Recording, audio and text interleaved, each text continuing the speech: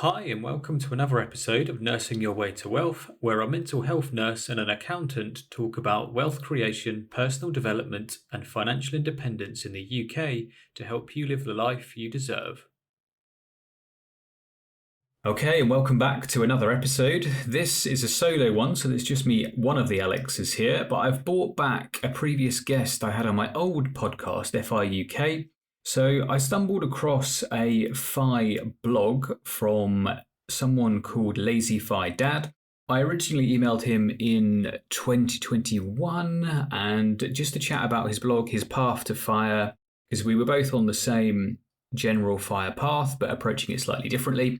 He's kept his blog up, which is really good. I check in with it probably once a month now. And he wrote a recent post about what it means for him to have enough in this kind of environment. So I thought it was worth an email.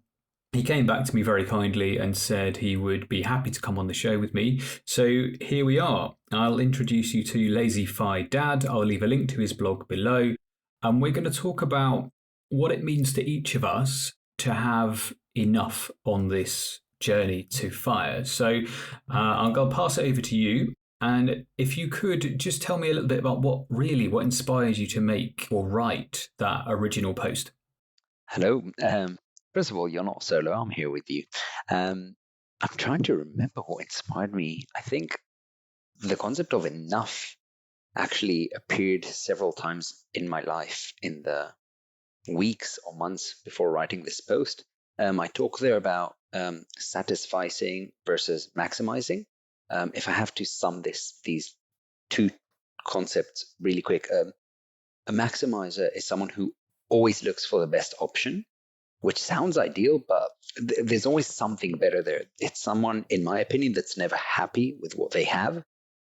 And a satisficer is someone who reaches good enough and is happy with that. And good enough doesn't mean it has to be a low standard. Let's say if you're taking an exam, you don't have to reach 100 and until then you have to retake an exam or something like that. One student can have a 70 grade as good enough for them, and another student can have a 95 as a good enough for them. Like, it's wherever you set it. And that brings you to the concept of what is good enough, or basically what is enough.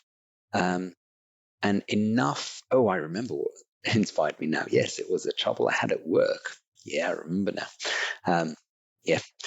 And I was actually considering leaving my job. You can read about why in the blog.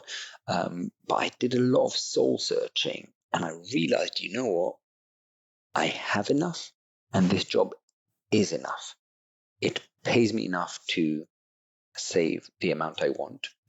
In my field, I can easily earn more. Outside, I can assure you that. But this role is comfortable for me. It allows me the work-life balance that I want, which is the main reason I decided to stay. I'm a dad. Last time we spoke, by the way, my daughter was less than 1 year old. Now my daughter is 3.5 and my son is approaching 2 years. So yeah, I have a new son as well. And they are the most important thing in the world for me. And it allows me enough time with them. So yeah, I think that is what inspired it. Yeah, I do. I fondly remember you speaking so in such a nice way about your daughter, and to learn in that space of time that your daughter's now 3 and a bit, your son's nearly 2. It made me reflect on really what I've achieved in that time frame. Certainly, I haven't been having children like that, but I have made some progress with my finances, which I'm happy to report. So you say that change in life. So before becoming a father, perhaps approaches might be different, and you strive to get the best out of yourself that you can, and that can often mean you perhaps work too hard, you put in too many hours, and you don't spend enough time with with yourself really, and relaxing. And I think it's true of a lot of people. I always see quite regularly people say, what's the best investment? What's the best place to put my money? What's the best I can get out of this? And actually, not many people take an overarching view and actually say, no, I have enough. So it's an intriguing topic for me. Yeah, so two things I want to comment on. First of all, the last thing you said with investments, I think it's a great way to look at enough.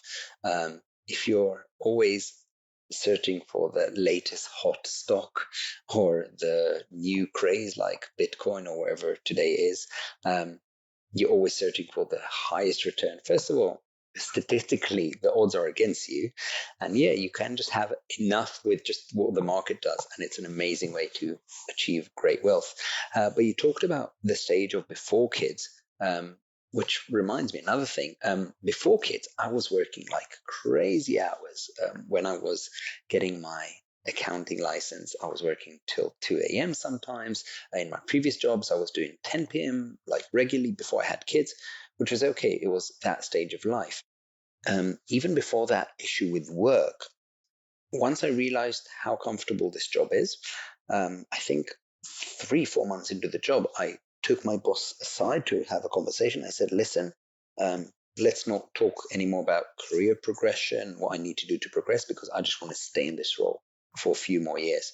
I actually gave him a date. Since then, I've changed. My manager's changed. I told my new manager the same. If you follow my blog, you know we're planning to move back to Israel in summer of 2026. I've reached enough in my role as well, in the fact that I'm not looking for a promotion or anything like that. Interesting that you had that conversation with your boss or your employer. I wonder if it's something that they're a bit taken aback by, because I think most people are striving for the next thing and to either get the next promotion or get the next figure in their bank account or earn some extra money somehow. And I think it's enough as a word or as a concept. It can apply to finances, but I think for me, certainly in my nursing roles, I've had enough of going up the chain. So the amount of stress you deal with gets more, the amount of responsibility you have gets more. And I've certainly had roles where I've brought a lot of that work stress home with me.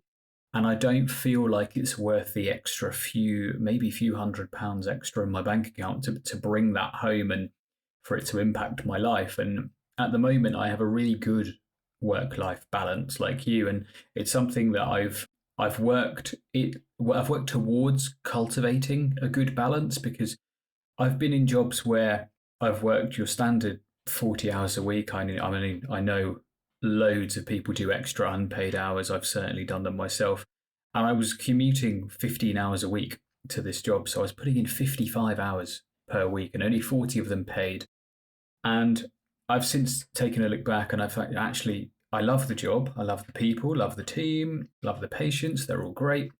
But I don't want to do work that hard to continue with that job. And I know you've just asked me a question, 15 hours a week of commuting. Yeah, that is exactly right. You didn't mishear me. So it's 1.5 hours each way per day times 5. So it was an awful lot.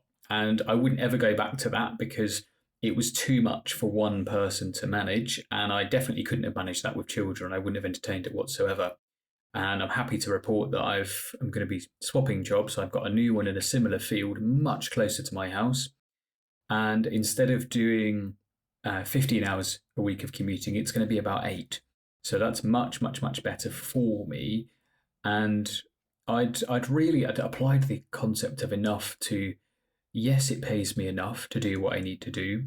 Yes, I can handle the stresses and strains and decisions that come with it. I've had enough of that as well. I don't want to push for any more. And for me, broadly, like bringing it back to finances, if I can earn enough to put enough money that I'm happy with into my investments, to put enough into the house that I'm running with my wife, and to put enough into savings that I don't struggle on a week to week, month to month basis, or it ticks all the boxes for me. And it's actually taken a lot of stress out of my life, because I used to micromanage everything. And now I know that I earn enough. I know that I'm not going to go overdrawn. And I know that next month I won't have to like micromanage and panic about things. Yeah, so first of all, 15 hours a week of commuting is absolutely crazy. Yeah, just to let you know, I work 2 days a week from the office, and it's less than an hour and a half. It's not a lot less, but it's less. And I managed an agreement with my manager to even deal with this. Yeah, 15 hours. Wow, that's a lot. But about the fact that you said that you save enough as well. So we spoke, I think, early 2021. So I started properly tracking my expenses at the second half of 2020. So 2021 is the first full year we tracked. So 2021, 2022, and I can give you a scoop, 2023 is going to be as well. It's going to be a third year in a row where we hit over 50% savings rate, which for us, that is enough. If we went extra frugal and we could, I'm sure, achieve 60, maybe even 70%, I'm not sure, I need to check, but easily 60%. But there's fine balance and stages in life. I think we're at the stage where we're comfortable enough at this level. And I think you also discussed budget as well. I don't know if it was recorded or we spoke a bit before we started recording, but you said you don't closely budget. We don't budget at all. Budget is forward looking. We just track our expenses backwards. So we don't plan what are we going to spend on. We just look back on the month, and I look at it year to date. As long as we're saving enough, like I don't care if I spend £100 on eating out or £300 of eating out, as long as we hit the 50% savings rate, we could. That's really interesting. So I know that I save roughly. I don't think I track it anywhere near as well as you do, being an accountant, or certainly Alex does, also being an accountant. I'm the anomaly here, but I feel like I save somewhere between 40 and 50%, and that's split between my wife and I. So we're roughly putting away half of our paychecks, which is workable for us for sure. We're not deprived in any way whatsoever. And I think it's taken quite a lot of the strain out of it for me, because I like you. I look forwards, and I also look back. I look back on what I've spent, and I look forward to where we should be in the coming months and years. But I don't put a lot of time or effort into micromanaging anymore. I used to, but that's something that I've faded out, because this journey to financial independence, unless you're a super high earner, or you're selling a business for many hundreds of thousands, if not millions of pounds, it's going to take a bit of time for the average regular people like me who earn. Well, you can work out my salary from NHS banding. It's currently band 6 if you want to look that up. But it's something that takes a lot of the stress and strain out of the long slog of a middle bit of it. And if you can be comfortable throughout, I think that comfort, like you said, you can comfortably save 50%. You could at a push make it 60, and at a real push make it 70%. But at what detriment does that come to your happiness, your sanity, and also the amount of things you can do with your family and certainly your kids? Yeah, exactly. I was about to ask you. So you said you save 40 to 50%. I was going to ask you, could you save more? And you already said, yes, you could. Are you happy enough with what you have, with how much you're saving? And you said yes. So if we look back at the satisficer and hitting good enough, for you, 40 or 50% is good enough. That's absolutely fine. For other people, if you follow Dave Ramsey, for example, 15% is good enough. For me, 50%, 50, is the baseline. I know people in the FI community that 70, 75%, anything below that is unacceptable. But it's also about what you said. Yes, it won't be super comfortable for you. It also depends on earning, of course. There's a fine balance where you try to save as much as you can, but also not feel deprived. So I completely agree with you there. I just call it a sustainable level of savings. And yeah, so completely on board with you. I think as well, I shoot for the 50% part, because the way I look at that is, if I can save 50% of our combined incomes, or my income if you're a single person or whatever, you can then think about it this way. So if you are putting that much money away, you're technically buying yourself a month of freedom. So I don't know if people know about median averages, but I'm going to have a go at explaining this, and do correct me with your maths brain if I'm getting it wrong. But if you think about the span of working towards financial independence, it could take many, many years to do it. And if you can save comfortably 50%, I'm not arguing that you should be deprived whatsoever at all. Go out and eat the food, order whatever you need, wear clothes without holes in, etc. But if you can put away 50%, for every month that you work, you're saving yourself working a month on the other end of your working life. So I think about it. So if I work a year when I'm 20 to 21, I'm removing a year from 65 to 64. And the more months I do that, and the more months I can save that 50% or get close to it, not exactly, sometimes a little bit less, sometimes a bit more, you're reducing your working life slowly by 1 month each time.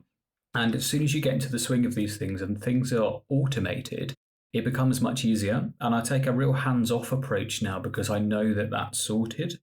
I obviously have a good emergency fund that I don't need to dip into it. I don't need to spend my salary anywhere else because that's covered. And that's the way I think about it. So if I've had a really good month, I'll think, well, I've saved myself another month of working, so I can do whatever I want with it. And if I have a not so good month and work's been a bit tough and other life stuff's got involved and things are more difficult, I can think, actually, I've saved myself a whole month's worth of work doing it that way. Have you, or do you think of it that way at all? I'm probably going to make you happier. I'm more optimistic than you.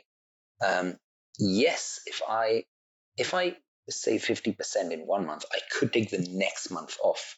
But because you're talking about 64 to 65 and you're investing your money, as long as you have a real positive return, which is your returns are higher than inflation, every month that you save now 50%, by the time you get there, will buy you 2 or 3 months even of freedom. So I think you're even underselling it, if that makes sense.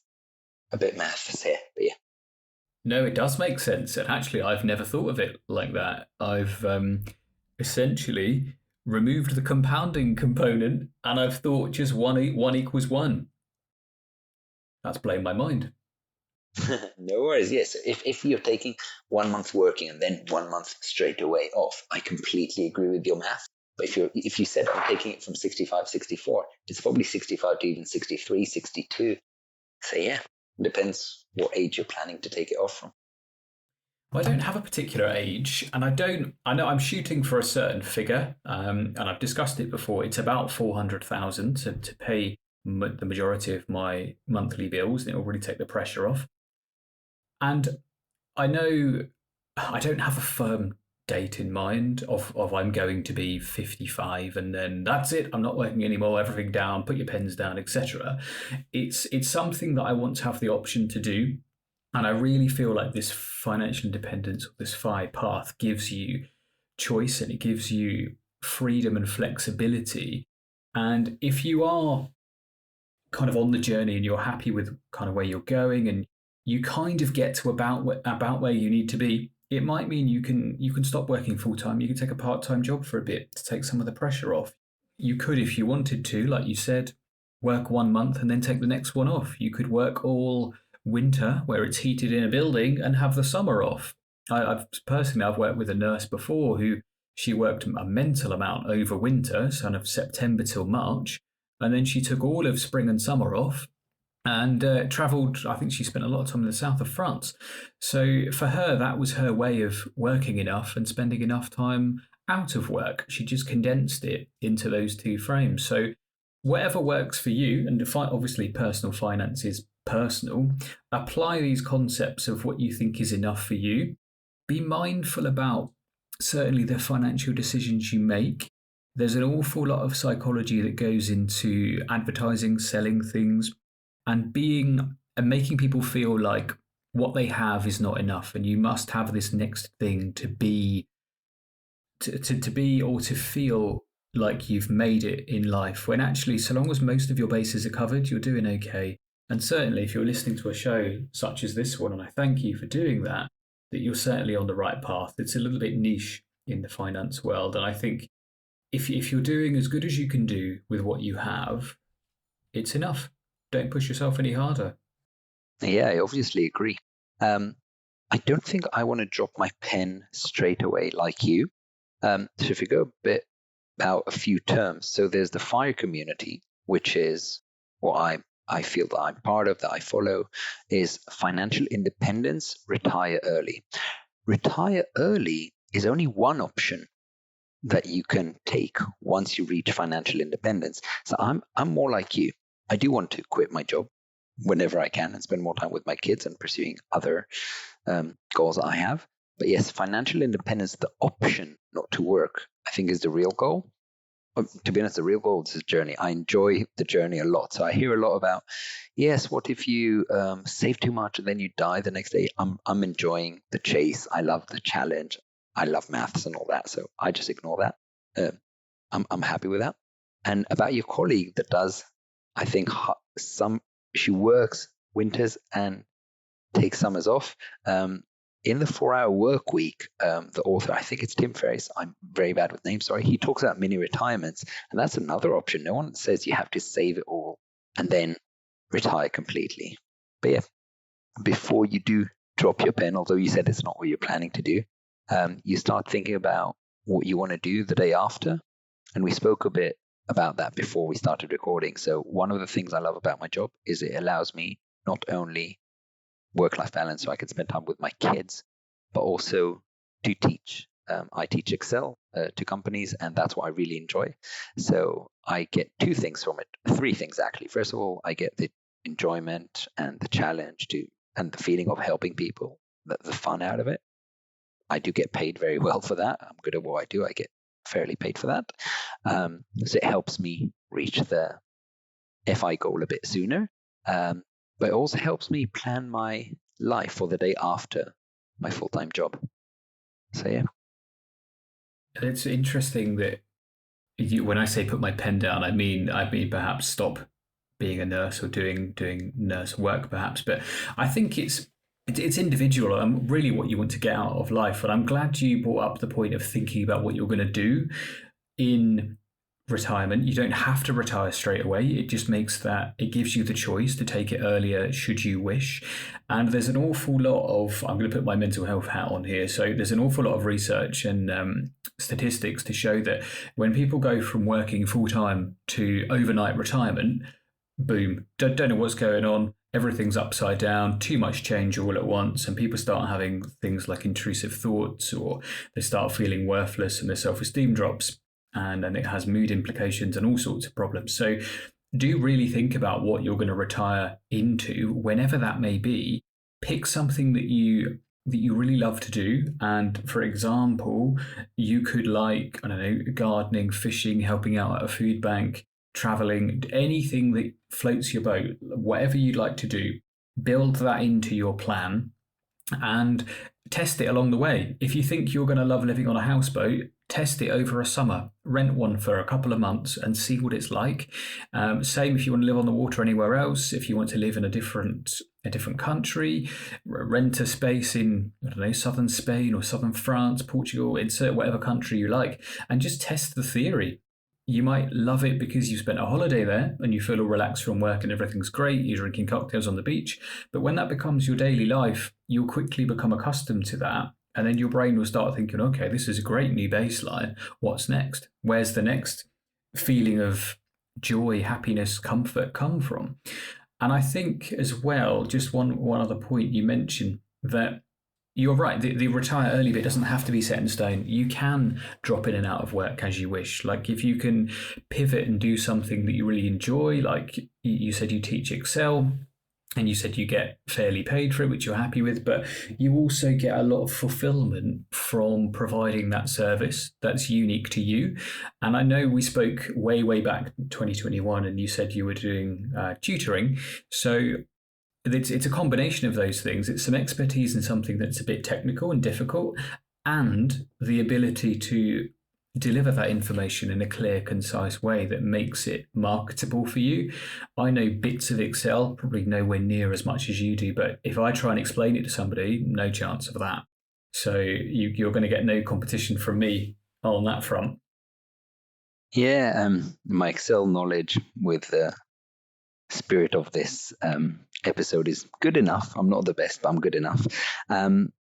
You did talk about, from a mental health perspective, of going from a full-time job to doing nothing, and the tips you gave, I just want to add one. First of all, I completely agree. Like, start building your life for the day after, like I do with my business. It's fine. Your idea of living on a boat or living in a place for a few months. I do want to add one little tip, although it didn't come from me, but I read a lot about retirement and life after it. I'm preparing myself for the day after. And one thing you or anyone else listening will probably want to do to make this change less extreme is when you approach your FI date or retirement date, go to part-time. You can actually test do you even want to be unemployed or not working? So go down to 40, 60% employment. See how you feel with 2 days off a week, 3 days off a week, and then see how it feels. Test the water, just like you said. I think that's a really valid and a really good idea to, instead of working from 5 days, drop to 4, drop to 3, drop to 2. And you could do that over a period of a year, 2 years, 6 months, whatever works for you. And I think it's something that obviously people who listen to us and this show and similar shows like it will really take these things to heart. And I'm hoping will have written some form of plan of what they want their life to look like, because otherwise all this effort at this point is wasted. And I feel like, well, it's not wasted. You still have a big pot of cash, I suppose. So that's a good second place for sure. And I think you're absolutely right. Test it and see. I know the Choose FI guys, Jonathan and Brad, or just Brad now, but in the States, they originally started their show and they called it Experiments in FI, and just seeing how they feel, testing out different concepts, reading different things, and just trying to apply those to the lives that they want to build. So having a good idea of what's enough for you, ignoring the external noise and all the signals that we get around us, is something that can really help with clarity of vision of where you want to get to. Because over this journey, things will get difficult, things become easier at times, they get much harder at times. And like you say, it's going through that journey. So if you can have a clear plan and a clear roadmap of where you're going, it can help reduce some of the uncertainty, some of the anxiety, and keep you, if it's enough to keep you on a sustainable path, so you and your family have enough money to do with it what you would want to do with it, then surely that's the right path for you, and that is the true meaning of enough. One other thought I've had about enough, and I don't think you've read the book, or at least you didn't, like when I last emailed to you, but I took a lot of inspiration from the book Essentialism by Greg McKeown. And it's basically the disciplined pursuit of doing less, but doing it better. So refining what you want to get out of life, setting clear steps in that process, ignoring all the other noise that's going on around you.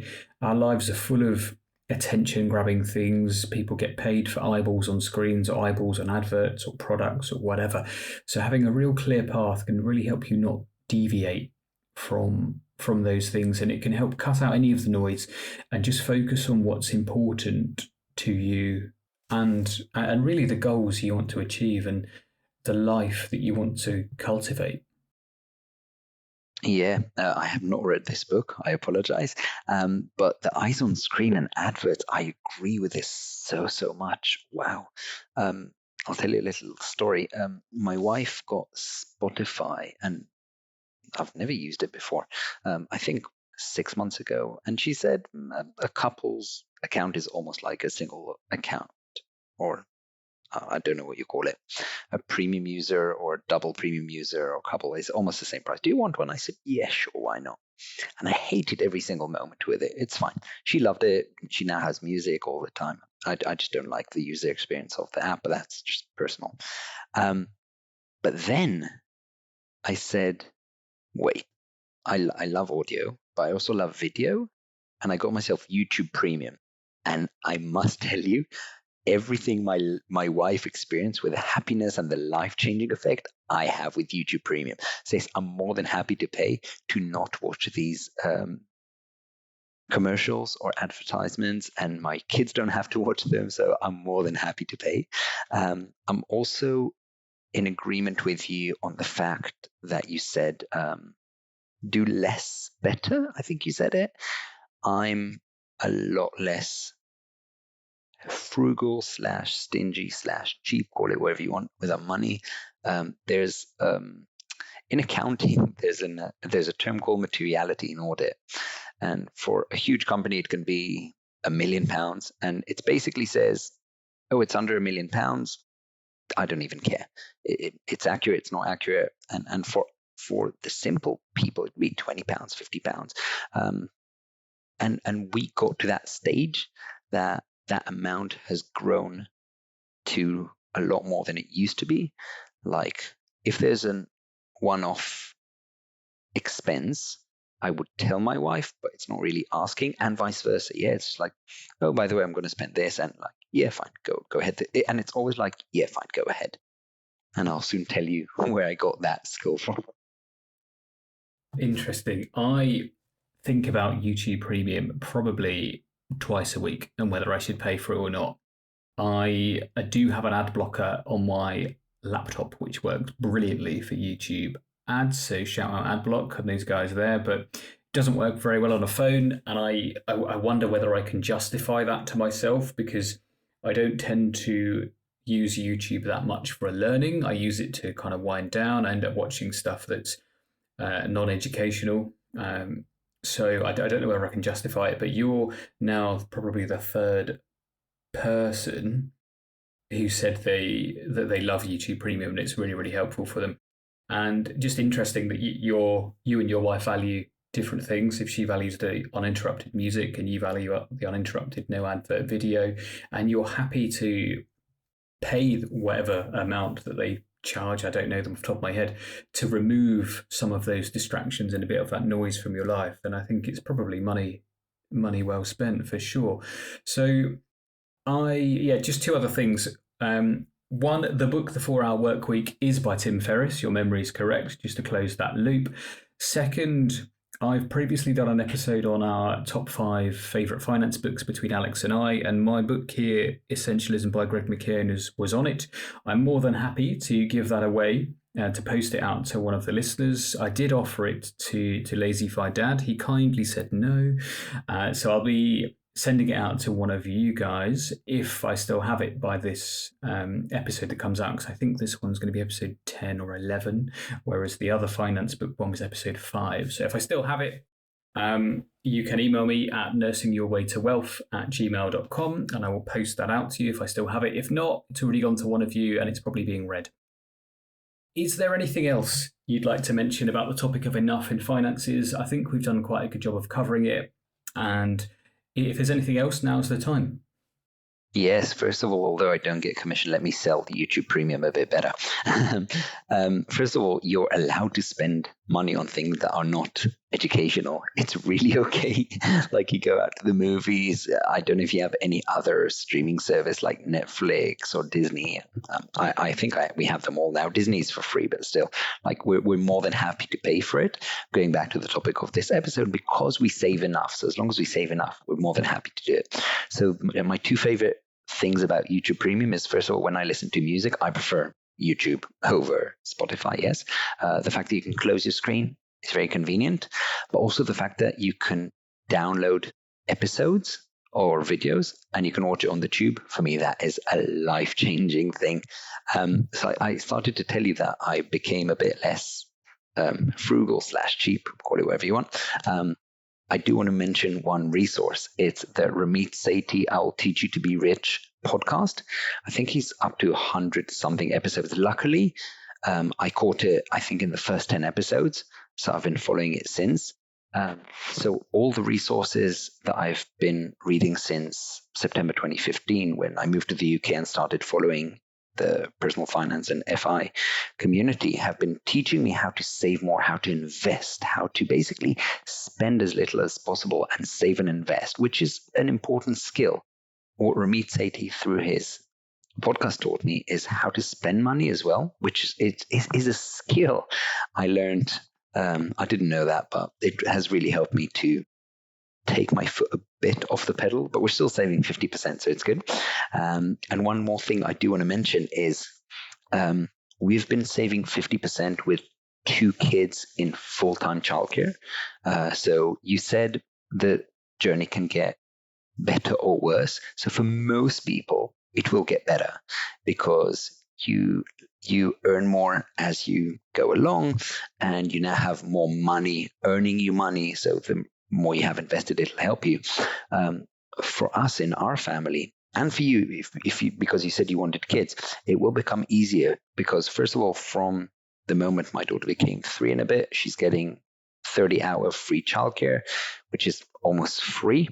But because of what was announced in the last mini budget, I think from April 2024, any child over 2, which my son will get, now gets 15 free hours a week, depending on your earning. And there's a few conditions, but I know we meet them. So that will cut off roughly 30% of our childcare. And from April 2025, I think it's September 24 or April 2025, I need to double check. Any kid from 9 months old will get 30 hours. So for future parents, you won't have to go through the crazy childcare cost that we did. I know it can still increase, but you're looking at a much easier journey than us. So good luck. I'm happy for you. Yeah, appreciate it. And while you were speaking, I just did some Googling. You're right, it is September 24, which actually makes me feel a lot better about my plan. So yeah, I think as well, one other thing just about Ramit Sethi or Sethi, I don't know how you pronounce his name, but he has also helped me learn to spend more. I was very good at saving and being a bit miserly in my past, but now I'm quite happy to spend on things that I love. And for me, one of those things is coffee. So I would probably spend what would seem to some an absurd amount of money on coffee equipment or coffee beans and grinders and machines and different accessories and stuff. But I love it. I use it every day. And there's no regret there for me whatsoever. So once you have enough of these things and of these practices dialed in, you do feel free to spend some of it. Don't save 90% of your salary to save a year worth of work. If you're absolutely miserable doing that, take a foot a little bit off the gas, hit most of the metrics in a good enough way. And really, as you said, I'm really a big fan of you saying just enjoy the journey and see it as a lifelong learning journey, not just an absolute grind and a slog, because it'll become unsustainable and burnout is a real thing and it's problematic. So yeah, tread a little bit lighter and we'll all move forward with what is enough. So I think we've been going 39 minutes now, so I'm keen to wrap it up because I don't want to take up too much of your evening, but I really appreciate you coming back. I would gladly speak to you again in the future. And I think it's been a really worthwhile time. I've certainly really enjoyed it. So thank you, my friend, for your time. No worries. Thank you for having me. Appreciate it.